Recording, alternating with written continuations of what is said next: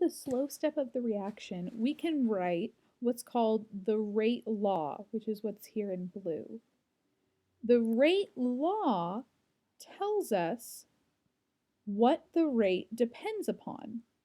In this case, the rate is equal to k, some constant, so we always start off with that constant, times these two reactants. And I got these two reactants from just the slow step. Looking at the slow step requires HBr and O2 to run into each other with sufficient energy and at the proper orientation. So, because the rate of the reaction is equal to the rate of the slow step, we can say the rate is equal to K, our constant, times the concentration of HBr times the concentration of O2. And because these are each here, because there is one of each of them here, we have these guys pictured here raised to the first power. So, all that being said, that tells us that the rate law may be determined from the stoichiometry of the slow step of the mechanism, not the stoichiometry of the overall reaction. This rate law we got from right here, this slow step. We cannot determine the rate law from the overall reaction. You may very well see that on the AP test. If they give you a reaction and ask you to determine the rate law, if you are not given a mechanism and given the slow step of that mechanism, you cannot determine the rate law unless you're given experimental data. We'll get to that in a second. But if the only information you have is the overall reaction, if this is all that you have, then you cannot determine the rate law. You have to have either the mechanism and know the slow step, or you have to have some other experimental data to determine the rate law. You cannot determine the rate law from just this overall reaction. Now, what if the slow step of this reaction were the second step? Now, I don't want to create any confusion. In a reaction, there is always one slow step and nothing you as a person can do to change that.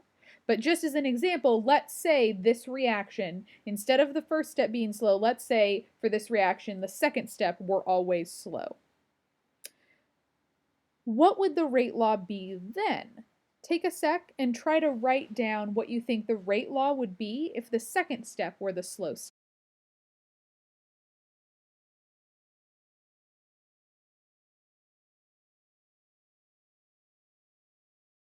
Now, if you said this, that the rate is equal to K, the constant that we always throw in there, times HOOBR times HBR, that would say that you understand what we have done so far, and that's fantastic.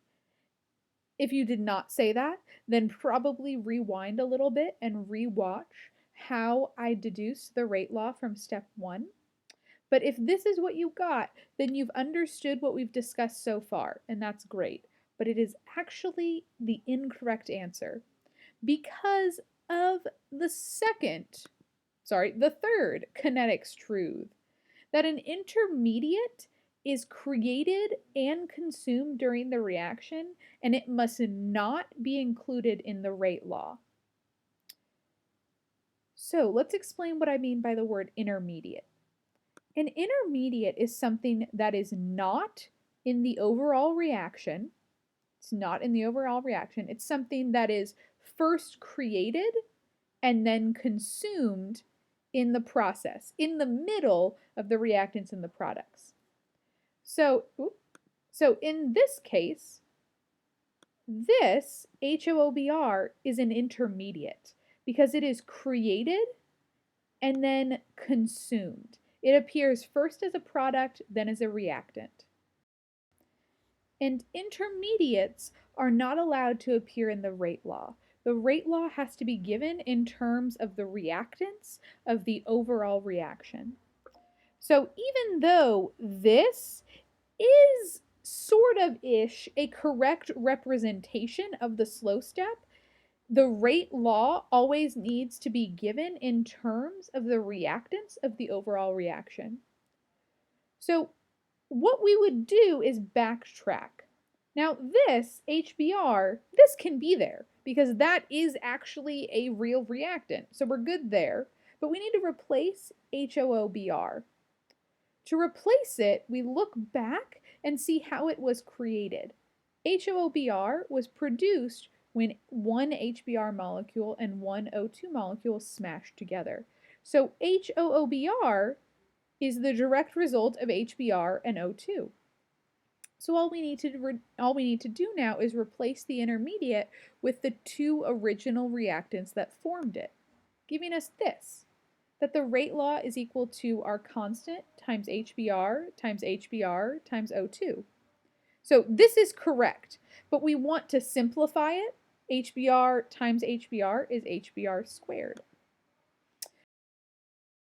Now, to get a little bit more practice with the idea of an intermediate, I want you guys to try to identify the intermediate in the mechanism below. Again, an intermediate is something that's produced during the reaction and then consumed, but it does not appear in the overall reaction.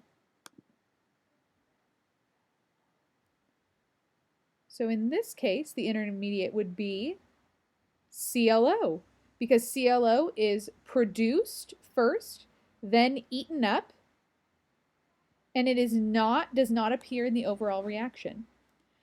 Now, in this mechanism, we also have something else that's not in the overall reaction that appears in the mechanism, and that's Cl. Cl, though, is not an intermediate, because an intermediate is something that is first produced and then consumed. Cl is the opposite. Cl shows up as a reactant, then is spit out as a product at the end. So that means it was added to the reaction, not produced within the reaction, but it's not in the overall reaction.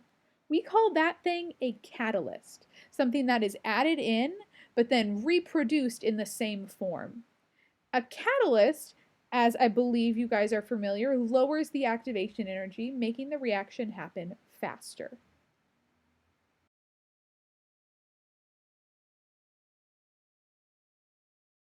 Start off, we would write the rate law based on the stoichiometry of the slow step, again, disregarding the stoichiometry of the overall reaction.